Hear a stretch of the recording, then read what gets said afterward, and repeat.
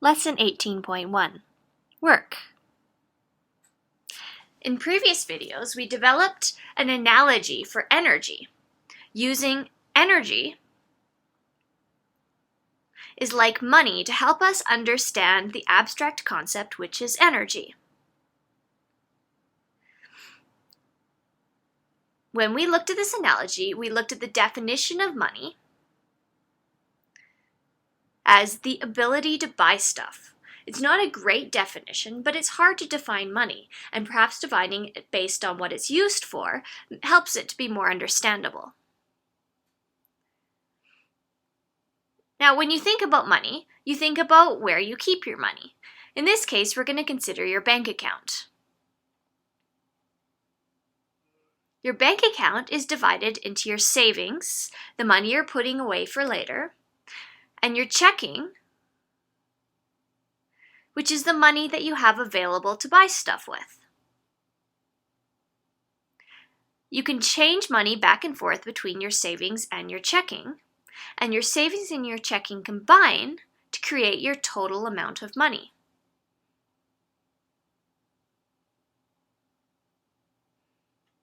Now, sometimes you get paid, and that's how money enters your bank account. In this case, we would call it positive money, a gain of money. Sometimes you buy stuff, and money leaves your bank account. This loss of money is negative money. Either way, we have a change of money.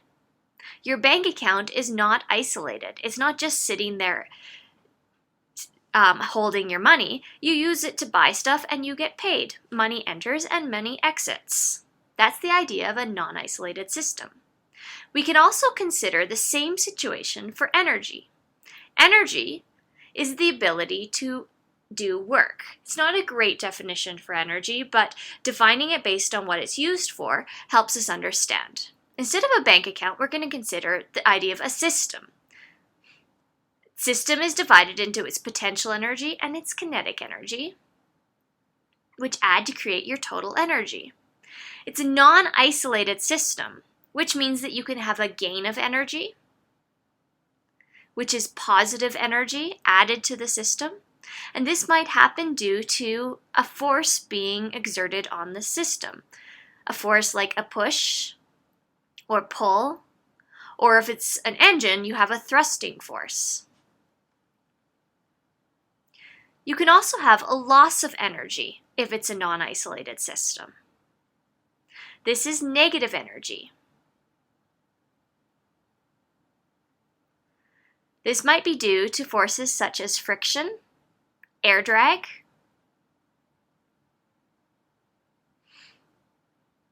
or heat.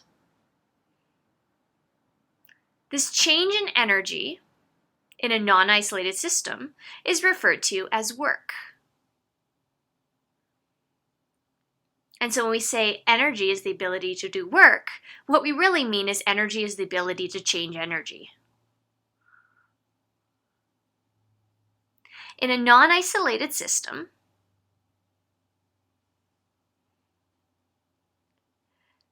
a change in energy is called work.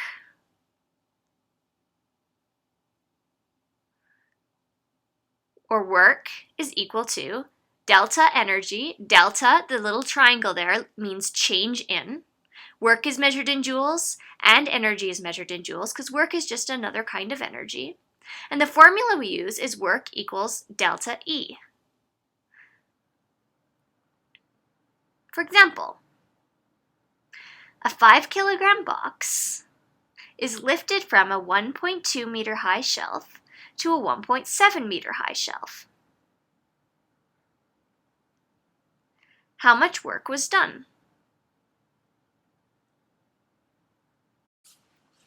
The initial potential energy of the box when it was on the 1.2 meter high shelf was mg times this height, which is 5 times 9.81 times 1.2. This gives us an initial potential energy of 58.86 joules. Later, the box is lifted and we get a final potential energy. The final potential energy is equal to mg times the final h, which is 5 times 9.81 times 1.7, which is 83.385 joules. Since work is equal to a change in energy, this change in potential energy results in work. This is EP final minus EP initial, which is 83.385 minus 58.86. This gives us work equals 25 joules.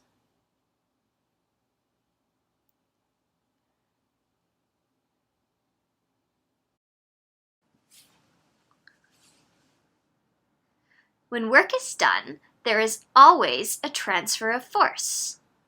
Energy might be added to the system as force is exerted on the system, or energy might leave the system as the system exerts force on another object. We have a second formula for work, which is work equals Fd cos theta. In this formula, W stands for work, which is measured in joules. F is force, which is measured in newtons, and D is displacement, which is measured in meters. It's important to note that this force here is the net force on the object, the total of all the forces combined. Theta is the angle between the force and the displacement.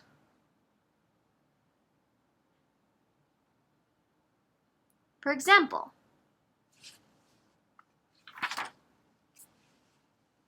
a suitcase is pulled with a force of 300 newtons at an angle 20 degrees above the horizontal, over a displacement of 7.2 meters forward. How much work is done? So we have this suitcase being pulled at an upward angle of 300 newtons, 20 degrees above the horizontal. The suitcase travels a displacement of 7.2 meters. Work is force times distance times cos theta, where it's 300 newtons times 7.2 meters times cos 20, which is the angle between them. This gives us work equal to 2.0 times 10 to the 3 joules.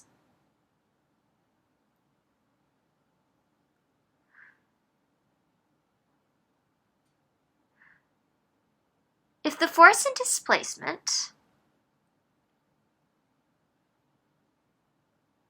are in the same direction, that is to say, the object goes in the exact direction that it's pushed, then the angle between them is 0.